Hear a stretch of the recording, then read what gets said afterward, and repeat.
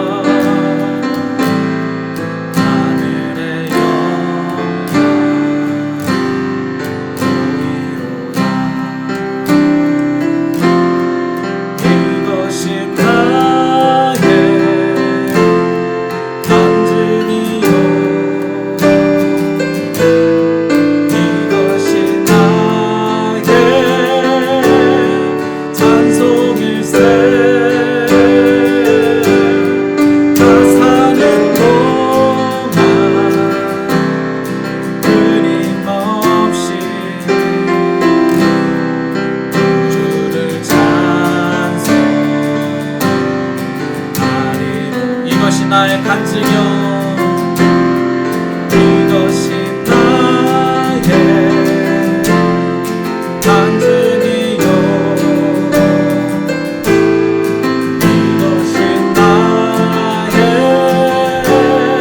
찬송일세 나 사는 동안 끊임없이 주를 찬송하리로다 주 안의 기쁨 주 안의 기쁨 누림으로 마음의 분량이 잔잔하니 세상과 나는 방법 없고 구속한 주만 우리는 이것이 나의 간증이요 이것이 나의 간증이요 이것이 나의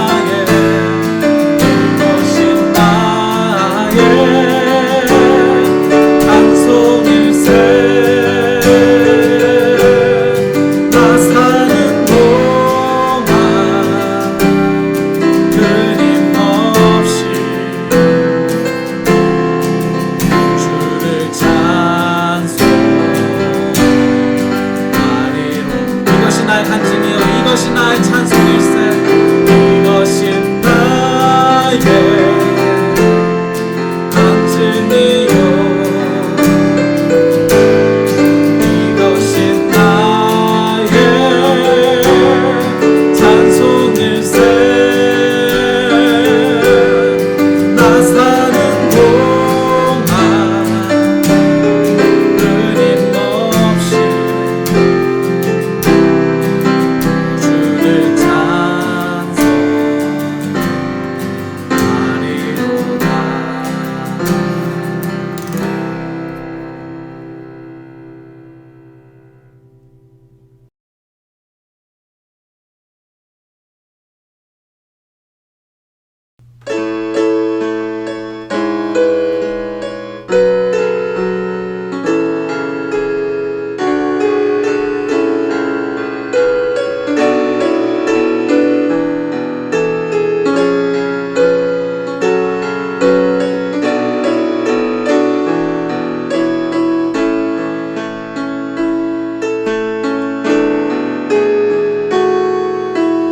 주님 큰 영광 받으소서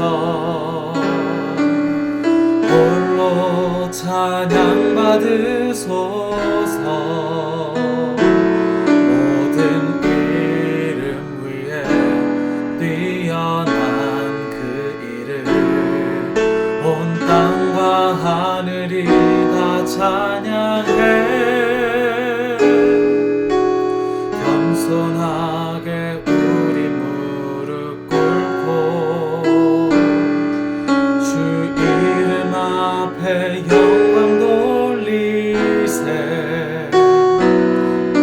모두 절하세 독생자의 예수 주님께 찬양 드리리 모든 영광과 존귀와 능력 받으소서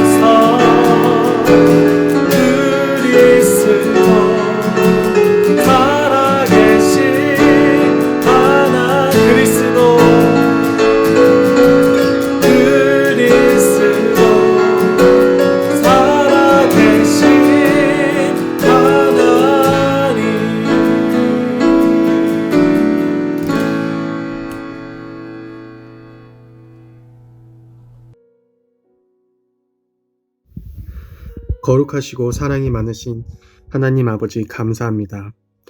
영광 받으시기에 합당하신 하나님, 만방에 있는 하나님의 자녀들로부터 영광 받으시옵소서.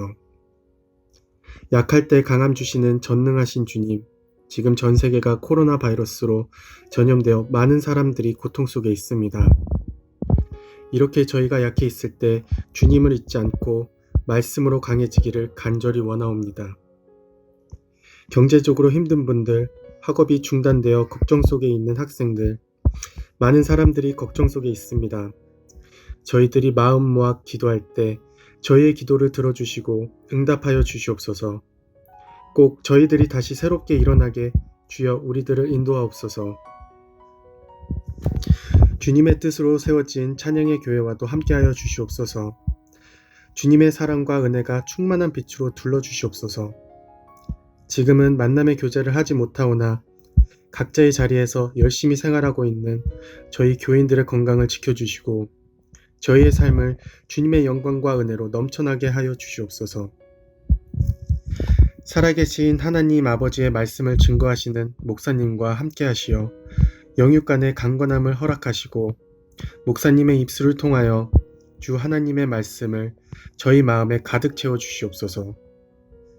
홀로 영광 받으시기 합당하신 주님, 저희의 예배를 받으시고 영광 받으시옵소서. 이 모든 말씀 예수님의 이름으로 기도드렸사옵나이다. 아멘.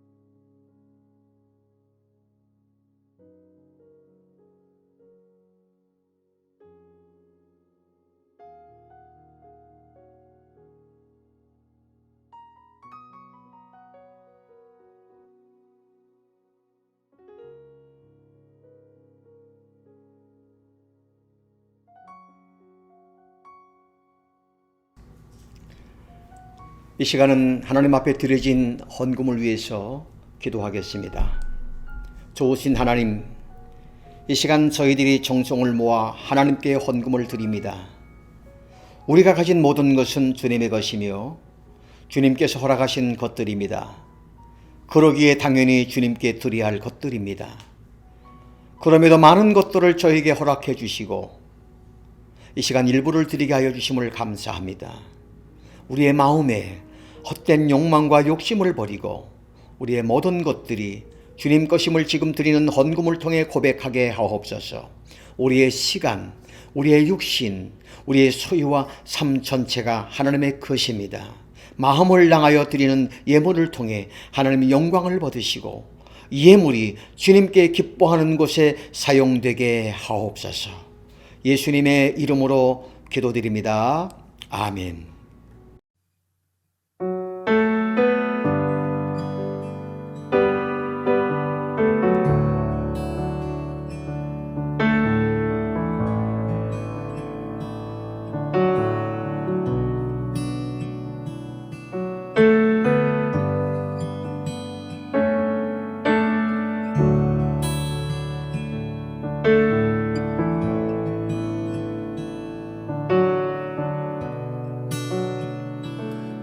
You are here, moving in our midst. I worship you. I worship you. You are here, working in this place. I worship you. I worship you. You are here, moving in our midst. I worship you. I worship worship you. You are here, working in this place. I worship you, I worship you. You are waymaker, miracle worker, promise keeper, light in the darkness. My God, that is who you are. You are waymaker, miracle worker, promise keeper, light in the darkness. My God, that is who you are. You are here, touching every heart. I worship you, I worship you. You are here, healing every heart. I worship you, I worship you. You are here, turning lives around. I worship you, I worship you.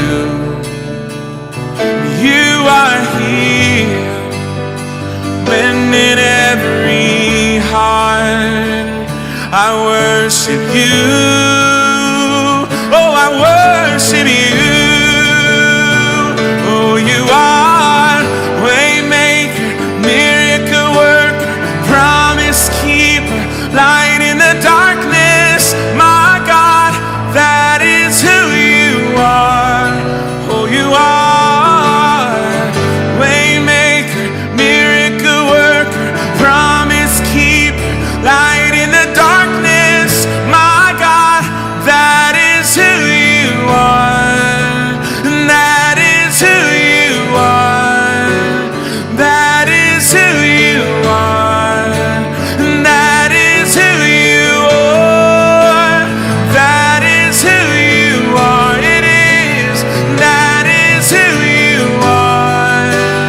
That is who you are. That is who you are. That is who you are. Waymaker, miracle worker, promise keeper, light in the darkness. My God, that is who you are. Oh, it is, Lord.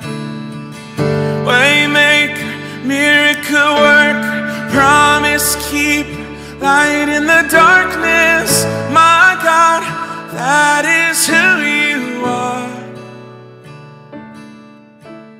Father, we raise a hallelujah.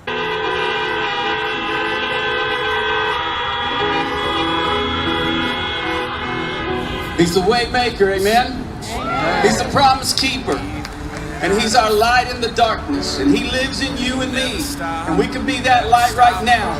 Father God, we come before your throne. God, we recognize that you are holy and you are worthy, God. And you are mighty. You are Jehovah Rapha. You are the great healer, God. And we thank you. Father, we come before you with humble hearts, Father. We humble ourselves before you. And we confess our sin, God, that you would heal our land. God, that you would bring healing upon these people. God, everyone who's infected, God, that you would touch their hearts. But God, we know that you didn't cause this, but we know that you will work great things and mighty things out of this for your glory. But right now, God, we lift up all the first responders.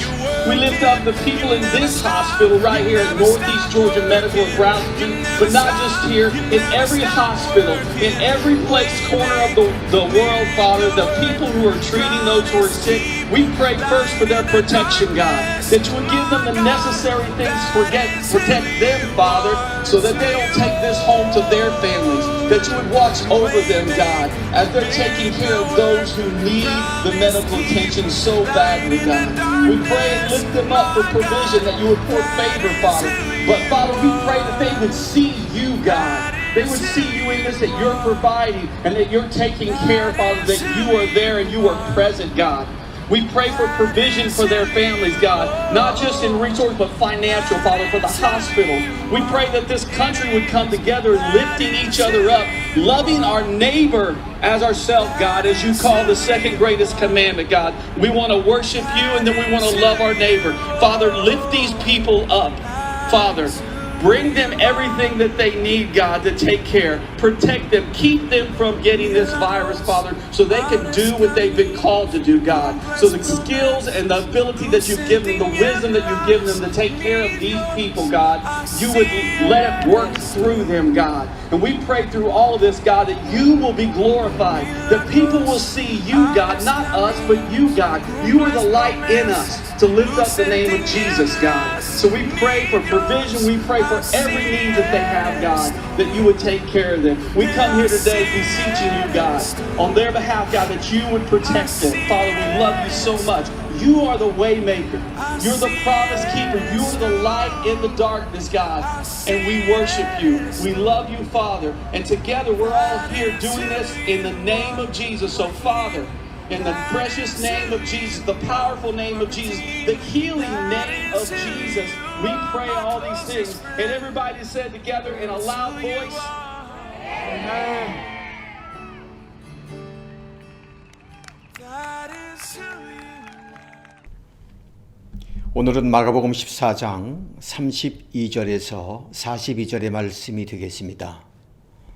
고통에서의 위로, 이러한 제목으로 같이 은혜를 나누기를 원합니다. 우리가 이 땅에서 산다고 하는 것, 그건 어떤 의미에서 고통의 연속이지요. 하나의 고통이 지나가면 또 하나의 고통이 찾아오고, 한 종류의 고통이 지나가면 또 다른 종류의 고통이 우리에게 다가옵니다.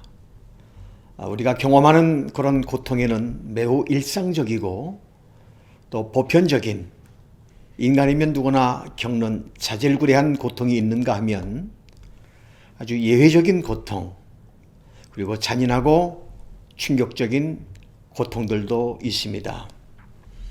물론 우리가 기대하지 않게 우리를 찾아오는 고통을 겪을수록 더 커다란 아픔을 우리의 삶의 장에 남길 수밖에 없습니다. 그러나 또 어떤 경우에는 모르고 당하는 고통은 차라리 담담하게 겪어갈 수가 있지만, 다가올 고통을 우리가 미리 알고 있다면 그 고통을 겪는 것이 훨씬 더 불안하고 긴장되고 더 큰 고통이 될 수가 있는 것입니다.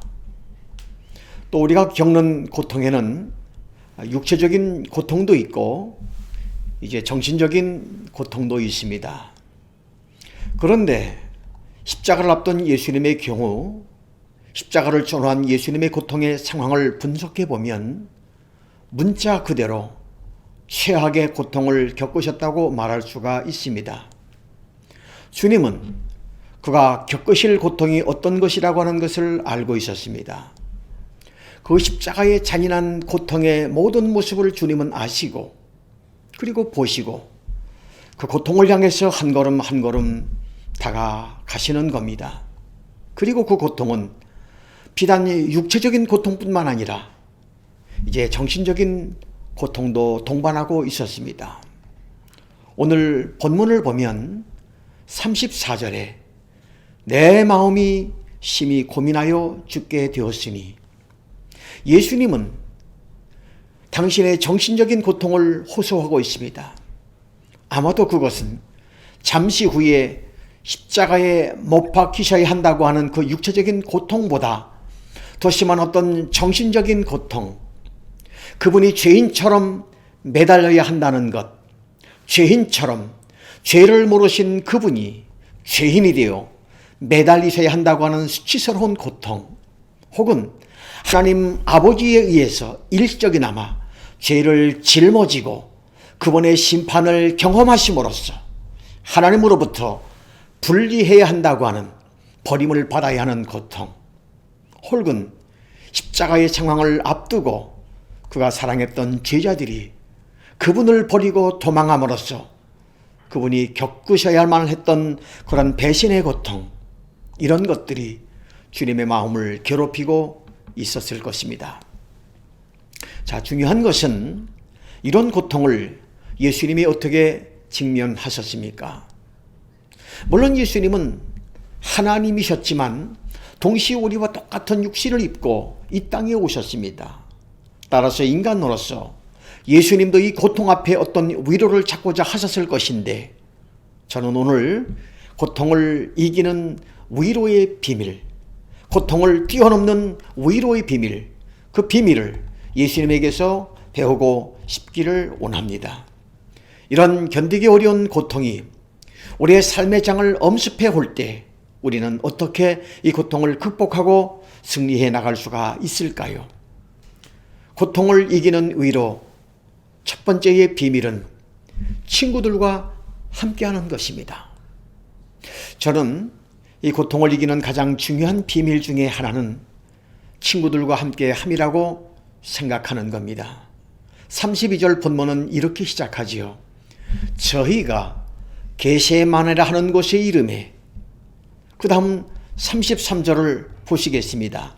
베드로와 야고보와 요한을 데리고 가실세.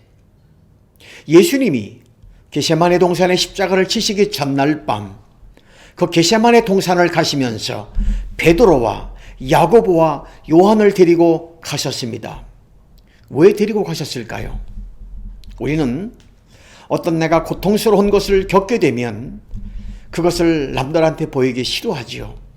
특히 우리 동양권의 문화는 체면 문화가 많기 때문에 내가 고통을 당하면 다른 사람들에게 보이고 싶어 하진 않습니다. 내가 홀로 겪겠다고 생각하는 사람들도 있습니다. 그런데 왜 제자들을 동반했느냐 말이죠. 게세마네 동산에 아마도 최악의 고통을 이기는, 극복하는 비밀을, 그 모본을 제자들에게 가르치고자 하는 어떤 의도가 있다고 할 수가 있었습니다. 그러나 저는 그보다도 단순하게 더 인간적으로 접근하고 싶습니다. 예수님도 사람이시기 때문에 이러한 외로움을 당하시면서 외로움의 상황, 고독의 상황, 그리고 고통스러운 상황을 이제 직면하시면서 위로받고 싶어 하셨다. 그래서 제자들과 함께 더불어 있고 싶어 하셨다. 제자들을 친구 삼아 그 고통의 밤을 함께 지내고 싶어 하셨다. 저는 그렇게 생각하고 싶습니다. 여러분, 우리가 언제 친구를 알아볼 수 있을까요? 고통을 당할 때 그들이 보여주는 반응을 봄으로써 우리는 친구를 알 수가 있는 것입니다. 고통은 우정의 테스트라고도 할 수 있는 것입니다.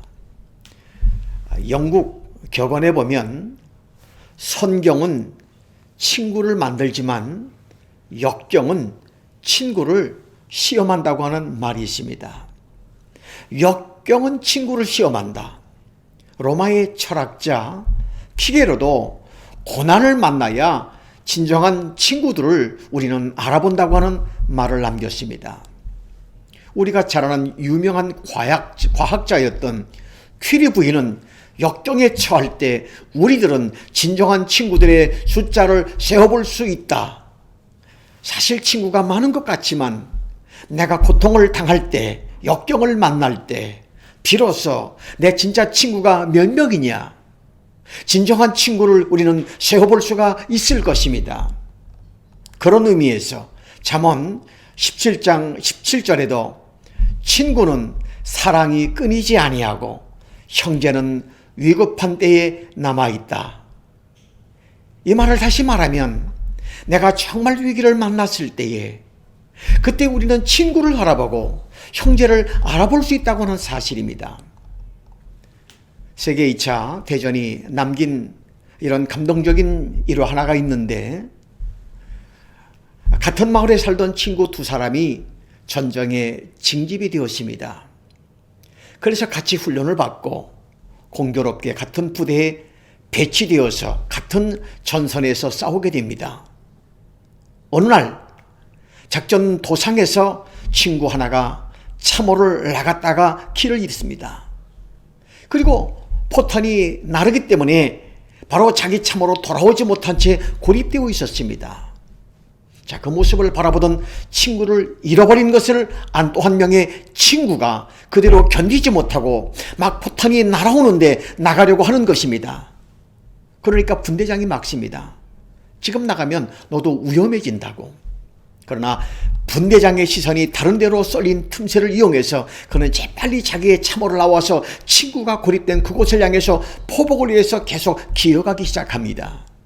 마침내 고립된 친구에게 접근해서 그 친구를 붙들고 들쳐업고 그는 다시 참호로 돌아옵니다. 파편이 튀는 조각 속에 그도 상처를 입고 피를 흘리면서 친구를 데리고 참호로 데려왔을 때 이미 그 친구는 숨을 거둔 후였습니다. 분대장은 야단을 칩니다. 이런 병신 같은, 이 바보 같은, 이 내 친구는 이미 죽었다. 그리고 너도 죽어가고 있다. 이것이 도대체 너에게 무슨 의미가 있단 말이냐. 이때 그 친구를 들쳐업고 왔던 그 친구는 분대장을 바라보며 이런 말을 남겼다고 합니다. 분대장은 그런 의미에 대해서 말씀을 하셨지만 무슨 소용이 있느냐, 무슨 의미가 있느냐고. 친구는 이미 죽었고 너도 부상을 입었으니 무슨 의미가 있느냐고 말씀하셨지만 분대장님은 제가 친구를 죽기 직전에 만났을 때 제 친구 얘기를 듣지 못하셨지요. 내 친구가 뭐라고 그랬냐? 내 친구가 이렇게 말하더군요. 짐, 나는 내가 올 줄 알았어. 짐, 나는 내가 올 줄 알았어. 그게 친구예요. 친구입니다. 친구는 고통의 순간에 더불어 함께 있어주는 것입니다. 저는 예수님이 그 제자들에게서 친구를 기대하셨습니다. 이 고독한 순간, 이 고통스러운 순간, 내일이면 십자가를 지시해야 하는 그 어둠이 닥쳐오고 있는 그 밤에 제자들을 친구 삼아 그 동산에 함께 있기를 예수님은 원하셨던 것입니다. 그러나 이 제자들은 친구 역할을 제대로 감당하지 못했지요. 제자들은 어떻게 반응을 합니까? 제자들의 반응이 37절에 소개되어지고 있습니다. 돌아오사 제자들이 자는 것을 보시고 우리 1시간 동안만 좀 깨어있어 함께 기도하자. 같이 좀 대화를 나누자. 이 외로운 밤, 이 고통스러운 밤 주님은 대화를 요구하셨고 기도를 요구하셨지만 제자들은 잠들어 있었습니다. 어찌하여 자느냐? 제자들은 친구 역할을 못하는 거예요. 그러나 이 복음서의 그 기사를 묵상하면서 우리를 놀라게 만드는 것이 바로 이것입니다. 제자들은 친구이진 못했지만 친구의 자격이 없었지만 그럼에도 불구하고 예수님은 여전히 그들의 친구가 되기를 원하셨다고 하는 사실입니다. 또 본문의 상황과 같은 사실을 다루고 있는 요한복음의 기사를 보면 요한복음 17장이 겟세마네 동산의 기도입니다. 그런데 그 직전에 마지막 대화를 나누면서 다락방에서 요한복음 15장을 보면 예수님이 이렇게 말씀을 하십니다. 진정한 친구는 친구를 위해서 목숨을 버린단다. 나는 너희들의 친구야 라고 주님은 말씀을 하시죠. 여러분의 곁에 좋은 친구가 없어 외롭다고 느껴지시는 상황이 있습니까? 제가 방법을 말씀을 드릴게요. 그렇다면 여러분이 그 누군가의 친구가 되어 주십시오. 저는 이따금씩 어떤 장례식을 집전하면서 어떤 장례식은 너무나 견디기 어렵도록 쓸쓸한 장례식이라고 느껴지는 순간이 있습니다. 너무나 쓸쓸한 장례식. 사람들이 없어요. 물론 알리지 못한 상황, 예외적인 상황이 있을 수가 있습니다. 그러나 대부분 쓸쓸한 장례식의 뒷이야기를 들어보면 그분이 평소에 다른 사람들을 찾지 않은 사람들이에요. 다른 사람들의 고통에 둔감했던 사람, 그리고 다른 사람들의 아픔에 대해서 바로 둔감했던 사람, 나중에 자기가 가장 고독한 상황에 찾아오는 사람이 없는 모습을 볼 수가 있습니다. 그래서 성경은 초상집에 가는 것이 잔치집에 가는 것보다 낫다라고 말씀을 해주고 있는 것입니다. 사랑하신 여러분, 인생은 고통의 연속입니다. 그러나 이 고통을 극복하면서 어떻게 의미에 찬 삶을 살아갈 수 있을까요? 제가 좋아하는 우리 시대의 탁월한 크리스찬 카운슬러여 의사였던 스위스의 본 투니에가가 쓴 책에 보면 이러한 말이 기록되고 있습니다. 당신이 배우자와 더불어 마음이 통할 수가 있다면 당신의 아내, 당신의 남편과 더불어 마음이 통할 수 있는 애정의 관계를 가질 수가 있다면, 그리고 당신의 동성 가운데에서 마음이 통할 수 있는 몇 명의 친구, 내가 무슨 얘기를 해도 나를 비판하지 않고 네 이야기를 들어줄 수 있는 몇 명의 친구만 있다면, 당신의 인생의 장에서 아무리 폭풍우가 요란해도 당신은 그 폭우를 뚫고 나갈 수 있을 것입니다. 이 얼마나 탁월한 진단일까요? 우리 인생의 장에서 아무리 우리가 폭풍우와 먹구름을 경험한다 할지라도 내가 사랑하는 남편과 아내와 더불어 마음을 통하는 애정의 관계를 가질 수만 있다면, 그리고 내 동성 친구들 가운데에 몇 사람 내가 무슨 얘기를 해도 내 마음속의 얘기를 받아주고 들어주고 함께 할 수 있는 친구 몇 사람만 있다면 나는 인생의 어떤 폭풍우도 뚫고 나갈 수가 있다. 저는 그것이 진실이라고 생각합니다. 예수님은 그런 위로를 찾고 있었던 것입니다. 그런데 제자들은 실격했어요. 그럼에도 불구하고 주님은 그들의 친구가 되기를 기뻐하시지요. 사랑하신 여러분, 인생은 홀로 걷기에는, 그리고 홀로 가기에는 너무나 고독한 인생입니다. 여러분 주변에 좋은 친구를 가지시기 바랍니다. 없다면 여러분이 좋은 친구가 되어 주시기를 바랍니다. 이 좋은 친구를 찾을 수 있는 가장 적당한 상황이 저는 교회라고 생각이 되어집니다. 교회 안에서 모든 사람이 다 내 친구가 될 수는 없지만, 그러나 교회 안에서 몇 사람 정말 마음이 통하고 함께 기도할 수 있고 함께 인생의 고통을 나눌 수 있는 친구 몇 사람만 사귀어도 여러분의 교회 생활은 후회할 필요가 없다고 생각합니다. 여러분 주변에 그러한 친구를 주시기를 주님 앞에 기도하시기를 바랍니다. 함께하는 친구들, 우리는 그들을 통해서 인생을 살아갈 수 있는 에너지를 얻게 되어지는 겁니다. 그런 의미에서 저희 교회의 셀 목장이 중요하다고 생각하는 것입니다. 같은 연령, 또래의 모임, 셀에 참여하여 친구가 사귀어지는, 주일날 왔다가 사라지고 그래서 친구가 사귀어지기고 힘들지요. 두 번째로, 고통을 이기는 위로의 비밀이 어디 있을까요? 하나님과 함께하는 것을 배우는 것입니다. 하나님과 함께하는 것. 여러분의 친구가 나를 위로하는 것이 중요한 겁니다. 필요한 것입니다. 그러나 친구들 사이의 위로에는 언제나 한계가 있다고 하는 사실을 기억해야 되는 겁니다. 사람이 사람을 위로할 때 거기에는 항상 한계가 있을 수가 있습니다. 때로는 우리가 어떤 사람을 위로할 목적과 의도를 가지고 접근해서 말을 나누지만 결과적으로는 내가 상대방에게 때로 상처를 입히는 경우도 있습니다. 내 마음은 그렇지 않은데 위로하는 기술이 없어서 우리의 의도와는 정반대로 내가 남들에게 상처를 입히기도 하고, 또 남들이 나에게 상처를 입히는 경우들도 우리는 겸허할 수가 있습니다. 그러한 전형적인 신뢰가 바로 욥의 친구들의 경우라고 할 수가 있습니다. 위로한다고 하지만 오히려 상처를 더해 주었어요. 이럴 때 우리가 어떻게 대처해야 할까요? 이럴 때 우리가 어디로 가야 될까요? 이럴 때 누구를 우리가 의지해야 할까요? 자, 본문을 보면 예수님의 제자들이 별로 예수님에게 친구의 입장에서 주님에게 도움이 되어주지 못하는 상황에서 주님의 취한 태도를 우리가 주목해 볼 수가 있습니다. 35절에 조금 나아가사 땅에 엎드리어 이렇게 기록하고 있습니다.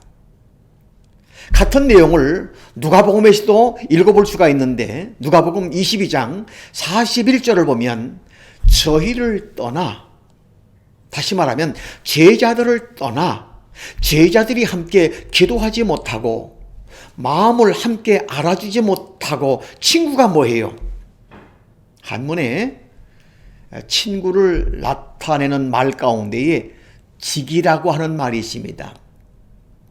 유행 가사에도 직이라고 하는 그런 제목이 있지요. 천년직이. 이 직이라고 하는 것은 나를 알아준다, 그런 뜻입니다. 나를 알아준다. 내 고통을 알아주고 내 마음을 알아주는 게 친구예요. 그런데 예수님의 제자들은 지금 잠이 들어 있습니다. 이 심각한 상황에서 잠들어 있어요. 친구가 될 수가 없지요. 그러나 주님은 그것 때문에 모든 것을 포기하거나 좌절하지 않으셨어요. 저희를 떠나 돈 덜질 만큼 거리에 가서 그분은 무릎을 꿇고 기도를 시작합니다. 이제 누구를 찾습니까? 하나님을 찾습니다. 그분의 기도는 이렇게 시작되어지죠. 오늘 본문 36절을 보니까 가라사대 아바 아버지요, 이렇게 기도가 시작되어집니다. 아바, 이 말은 우리 말에 어린 아이들이 이제 아버지를 부를 때 어떻게 호칭하지요? 아빠. 아바라고 하는 것은 우리말에 아빠라는 뜻과 거의 같은 뜻입니다. 그래서 어린아이가 아버지를 부르는 애칭이에요. 지금 예수님은 마치 어린아이의 심정으로 돌아가 아버지이신 하나님을 기대하고 싶은 심정으로 그분 앞에 자기의 절망, 자기의 고통, 자신의 아픔을 지금 내 속으로부터 끄집어내고 있는 순간에 아바 아버지, 아바 아버지, 자기 마음속에 있는 고통을 끄집어내놓고 있는 이 상황을 보시기 바랍니다. 자신의 모든 것을 다 드러내놓아요. 기도가 무엇입니까? 조렌이라고 하는 기독교 철학가는 기도를 정의하기를, 기도는 하나님 앞에 홀로 서는 단독자의 체험이라고 정의했습니다. 주님 앞에 홀로 서 있는 것, 그 누구도 아무도 나를 함께 할 수 있는 사람이 없을 때 여전히 나는 그분 앞에 설 수 있는 겁니다. 비전 칼리지의 학장인 제임스 휴스턴은 기도에 대한 아름다운 제목 가운데에 이렇게 기도를 정의하고 있습니다. 기도는 하나님과의 우정이라고 정의했어요. 하나님과의 우정, 하나님을 나의 친구로 삼는 것, 그리고 그분 앞에 내 마음을 쏟아놓고 있는 장면. 예수님은 고독하셨습니다. 외로우셨습니다. 그러나 아직도 부르시는 아버지가 계셨습니다. 자, 이 대목에서 요한복음은 감동적인 주님의 심정을 이렇게 기록하고 있습니다. 요한복음 16장 32절을 보면, 보라, 너희가 각각 제 곳으로 흩어지고 나를 혼자 둘 때가 오나니 벌써 왔도다. 이 말씀을 통해서 보면, 사랑하신 여러분, 그 주님의 고독한 심성이 느껴지십니까? 이 표현을, 이 고백을 다시 한번 들어보십시오. 보라, 너희가 각각 제 곳으로 흩어지고 나를 혼자 둘 때가 있나니 벌써 왔도다. 이것은 그분이 고독해 하시는 순간이에요. 제자들은 떠나가고 있습니다. 그러나 고백은 거기서 끝나지 않습니다. 그 다음이 중요하죠. 그러나 내가 혼자 있는 것이 아니라 아버지께서 나와 함께 계시느니라. 할렐루야. 하나님이 함께 계시다. 친구들이 따라오지 못하는 길이 있을 수가 있지요. 부부가 함께 할 수 없는 길이 있을 수가 있습니다. 그것은 죽음의 길이죠. 우리가 한참 연애 감정이 복받쳐 오를 때에 상대방에게 이런 말들을 한 번씩은 해보셨을 거예요. 여보, 우리 같이 죽읍시다. 저희 집사람도 저한테 그전엔 그런 얘기를 하더라고요. 나 죽으면 같이 죽는다고. 요즘엔 그런 말 하지 않습니다. 여러분, 죽음의 길을 건너갈 때 우리는 함께 건너갈 수가 없습니다. 따로 가야 되는 겁니다. 물론 예외적으로 사고가 나서 같이 가는 경우가 있을 수 있지만 대부분의 경우 죽음의 다리를 우리는 홀로 건너가야 되는 겁니다. 남편도 함께 갈 수가 없어요. 아내도 함께 갈 수가 없습니다. 사랑했던 친구도 함께 갈 수 없는 고독한 그 길을 건너갈 때, 그때도 함께 할 수 있는 분, 그때도 내가 부를 수 있는 하나님, 부를 수 있는 아버지가 계시다면 사랑하신 여러분, 결코 우리는 고독하지 않을 것입니다. 고독은 극복될 수가 있습니다. 이것을 우리가 믿으시기를 바랍니다. 만약 내가 하나님과 함께하는 것을 내가 정말 배울 수가 있다면, 그러려면 평소부터 우리가 하나님과 함께하는 삶을 살아야 되는 겁니다. 그렇기 때문에 습관이 중요한 것입니다. 오늘 같은 말씀을 누가복음에서 읽어보면 겟세마네 동산에 들어가서 기도하시는 주님의 모습을 누가복음의 기자는 이렇게 말합니다.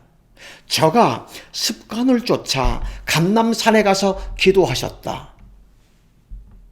좋은 습관입니다. 이걸 믿으십니까? 좋은 습관이에요. 여러분, 우리가 날마다 새벽 기도를 한다고 하십시다. 그러나 이 새벽 기도의 좋은 습관이 언제나 은혜가 아닐 수가 있지요. 어느 날 나갔는데 피곤을 느낄 수가 있습니다. 그래도 습관은 굉장히 중요한 겁니다. 여러분, 오늘 습관이 되어 있으면 어떤 때는 몸이 건조하지만 어느 날의 새벽 기도에는 갑자기 성령으로 충만해지고 하나님의 은혜가 나를 붙잡을 수가 있어요. 그런 의미에서 큐티 또한 여러분들에게 추천해 주고 싶습니다. 큐티의 습관. 새벽마다 quiet 타임이 항상 나의 감격이요 은혜가 아닐 수가 있습니다. 그러나 이 큐티가 습관이 되어지면 날마다 우리가 성경을 읽고 기도하는 것이 습관이 되어지면 내가 정말 도움이 필요할 때, 절실하게 하나님의 터치와 하나님의 다루심이 필요할 때 그 습관을 쫓아 기도하던 나에게 주님이 임하시고 나를 일으켜주시고 나를 만져주시고 나를 소송시켜주시는 하나님의 능력을 체험하게 될 줄 믿습니다. 그러므로 하나님과 함께하는 것을 배우셔야 되는 겁니다. 여러분, 고통을 이기는 위로 세 번째의 비밀. 그 마지막의 비밀은 하나님의 뜻을 확인할 줄 알아야 되는 겁니다.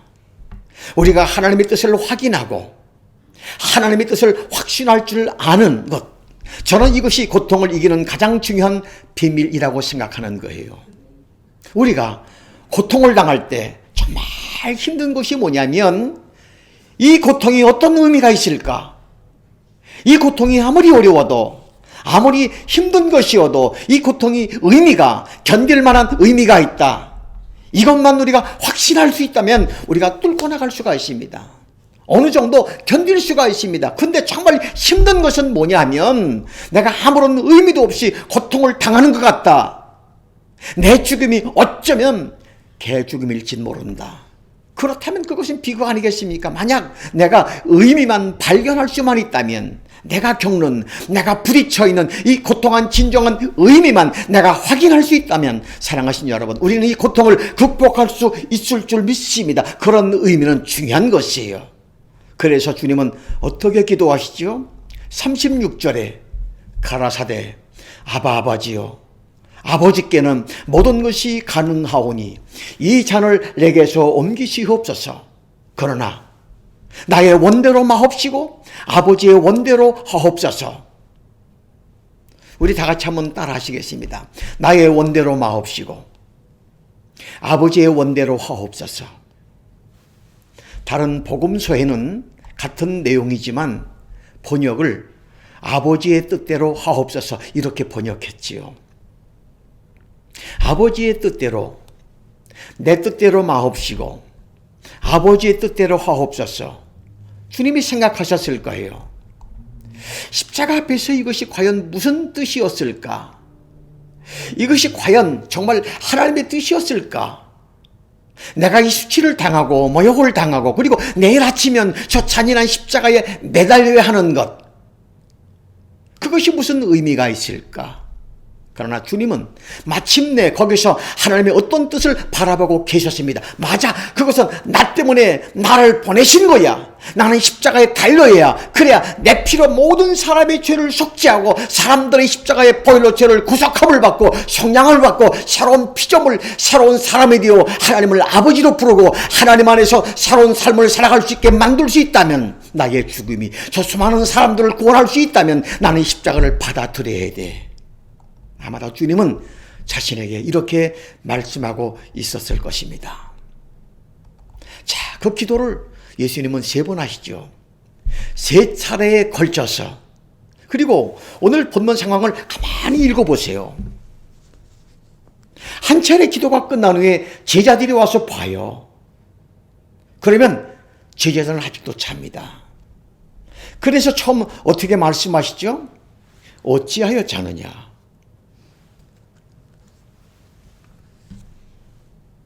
아마 이렇게 말씀하셨을 거예요. 두 번째 한참 또 하나님 정말 그것이 주님의 뜻이라면 할 수밖에 없죠. 뭐?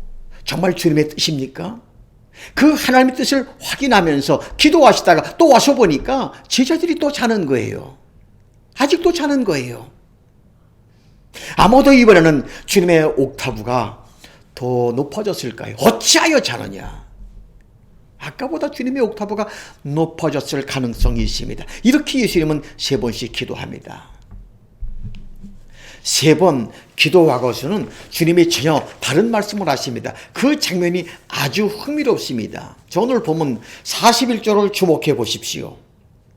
3번째 오사 저희에게 이르시되 이제는 자고 쉬라. 그만이다. 때가 왔도다. 보라 인자가 죄인의 손에 팔리우니라. 3번째는 달라지죠. 3번째 와서는 아직도 자요. 뭐라 그렇죠? 그냥 자.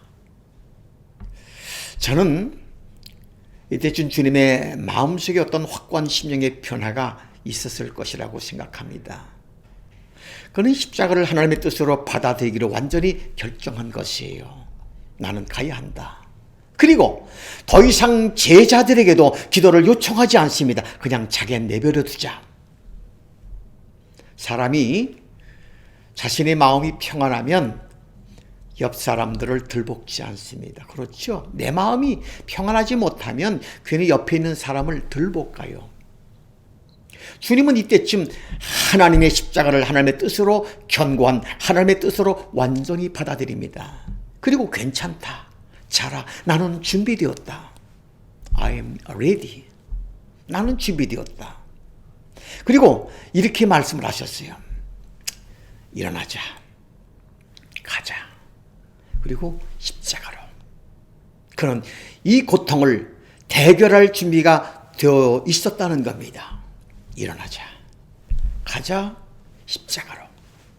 여러분, 우리가 뜻을 알면, 그리고 내 고통의 의미를 알면 우리는 고통과 대결할 수가 있습니다. 그래서 바울은 그렇게 말하지 않았습니까? 우리가 알거니와 하나님께 사랑을 받은 자, 하나님의 뜻대로 부르심을 입은 자들에게는 모든 것이 합력하여 뭐라고 그러죠? 선을 이룬다. 이것만 알 수만 있다면 내가 겪는 이 불가사의한 이 고통도 억울해 보이는 이 아픔도 결국은 하나님의 뜻을 이룬다. 결국은 하나님의 선이 이루어질 것이다 라고 믿을 수만 있다면 우리는 이 고통을 뚫고 나갈 줄로 믿습니다. 우리는 이 고통을 대결할 것입니다. 그리고 마침내 이루어질 하나님의 빛나는 뜻을 바라보며 우리는 고통을 향해서 담담히 그리고 당당하게 걸어 나갈 수 있게 될 줄 믿습니다. 저 유명한 데이빗 리빙스톤이 아프리카의 선교사, 아프리카의 정글에서 수차례 그 목숨의 위기를 겪어가면서도 선교를 포기하지 않고 선교를 계속했던 이유가 뭐냐고 물었을 때에 그는 이런 유명한 대답을 합니다. 나는 이것을 내 머릿속에서 한순간도 떠나본 적이 없습니다. 나는 이 생각으로 일해왔습니다. 뭡니까? 나는 하나님이 나에게 주신 이 사명이 다하기 전까지 나는 죽지 않는다고 나는 확신했습니다. 하나님의 사역, 나에게 주신 그 미션이 다할 때까지 나는 죽지 않는다. 나는 결코 죽지 않는다. 하나님의 뜻을 확신했던 그것, 주께서 뜻이 있어 나를 이곳에 보내셨다. 그러면 그 뜻이 이루어지기 전까지는 나는 여기서 죽을 수 없다. 이것이 그를 힘있게 용기있게 능력있게 만들었던 비밀인 것을 알 수가 있습니다. 또 한 분, 인도의 선교의 문을 열었고 현대 선교의 문을 열었던, 그래서 현대 선교사의 아버지라고 불렸던 윌리엄 켈리. 그는 32살의 젊은 나이로 영국을 떠나 인도로 갑니다. 고생을 많이 합니다. 40년 동안 선교하는 과정이 있어서 자기 아내는 정신병자가 되었어요. 너무나 많은 선교 식구들을 먹여 살리기 위해서 벅차게 그는 경제적인 아픔을 당해왔습니다. 그가 하기를 원했던 과제 중에 하나가 인도말로 성경을 번역하는 것입니다. 그런데 인도말은 하나가 아니에요. 수십 개의 방언이 있습니다. 이는 너무나 힘든 과제였습니다. 그러나 지치지 않고 그는 하나님의 사역에 몰두합니다. 그 비밀이 무엇이냐는 질문 앞에 윌리엄 켈리는 유명한 이러한 대답을 하지 않아요. 영어로 The will of God, 하나님의 뜻이라고요. Nothing more, nothing less, nothing less. 그 이상도 아니고 그 이하도 아니다. 그 밖에 다른 어떤 것도 아니다. 하나님의 뜻, the will of God, 하나님의 뜻, 나를 보내신 하나님의 뜻, 그리고 이 고통 속에 뜻이 있다. 이 아픔 속에서도 뜻이 있다. 견디기 어려운 오늘의 나의 실존, 나의 존재 속에서도 하나님의 뜻이 있다. 하나님은 나를 사랑하신다. 하나님은 나를 사용하신다. 하나님은 나를 바라보신다. 나는 그 뜻을 다 할 것이다. 이 사실을 믿었을 때 그들은 앞을 향해 전진했습니다. 우리도 전진할 것입니다. 만약에 이 뜻을 알 수만 있다면 우리는 주님처럼 일어나 주님의 뜻대로 하시옵소서. 우리는 더 이상 불평할 필요가 없어요. 더 이상 걱정할 필요가 없습니다. 더 이상 좌절할 필요가 없습니다. 우리 주변을 향해서 여유 있게 이렇게 말할 수가 있습니다. 괜찮아요. 형제들 쉬십시오. 나는 일어나 갈 것입니다. 십자가로 기도하십시다. 사랑하신 여러분, 그렇습니다. 말씀을 시작하면서 서두의 인생은 고통이라고 하는 말씀을 드렸습니다. 이 실제 없는 고통이 우리를 아프게 하고 옥죄이게 하고 우리를 괴롭게 하고 있지만 내가 이 고통을 함께 나눌 수 있는 친구들만 있다면, 그리고 무엇보다 살아계신 하나님 앞에 내 고통을 아뢰 수 있는 하나님과의 교제가 살아있을 수만 있다면, 그리고 내 인생을 향한 하나님의 뜻만 확신할 수 있다면 우리는 앞을 향해서 걸어갈 것입니다. 오, 하나님 도와주십시오. 하나님 함께 해주십시오. 그리고 하나님의 뜻을 알려주십시오. 그래서 승리하게 도와주십시오. 기도하시겠습니다. 오늘 영상을 통해서 같이 예배드리는 성도님들, 기도하면서 아직도 내 마음이 눌려있고 아프고 괴롭고 무거운 가슴, 버거운 가슴으로 있는 형제와 자매들이 계시다면 조용히 가슴에 손을 얹으시고 같이 기도하시기를 바랍니다. 하나님, 그렇습니다. 우리가 주님의 자녀이고 주님의 제자이고 하나님의 자녀이지만, 그러나 때때로 우리 인생의 모든 프레셔와 스트레스를 견디기에 내 자신이 너무 작아 보이고 초라해 보이고 인생이라고 하는 이 과제가 너무나 힘겹게만 느껴지는 분들이 있습니다. 하나님, 당신의 자녀들입니다. 도와주시옵소서. 저희들의 마음을 누르고 괴롭고 아프게 만드는 못한 악한 영들의 공격에서부터 저들을 굳세게 해 주시옵소서. 권세 있게 해 주시옵소서. 모든 악한 영들을, 불안과 낙심과 초자의 영들을 주께서 쫓아 주시옵소서. 권세 있는 능력의 영으로 오시옵소서. 우리를 충만히 채워 주시옵소서. 자유와 진리의 영으로 우리를 해방시켜 주시옵소서. 성령 충만하게 도와주시옵소서. 이 악한 세대를 이기고 찬미와 그리고 감격과 비전의 노래를 부르면서 우리 인생의 내일을 향하여 달려가게 도와주시옵소서. 고통을 이기고 마침내 내 인생을 향한 하나님의 뜻을 이루는 생애를 살아가도록 도와주시옵소서. 이제는 우리 주 예수 그리스도의 은혜와 하나님 아버지의 사랑하심과 성령님의 교통하심과 오늘 당신의 말씀을 받고 나가는 당신의 백성들에게 성령으로 함께 하시기를 간절히 축원하옵나이다. 아멘. 한 주일 동안도 승리하시기 바랍니다. 감사합니다. 예배를 마추었습니다.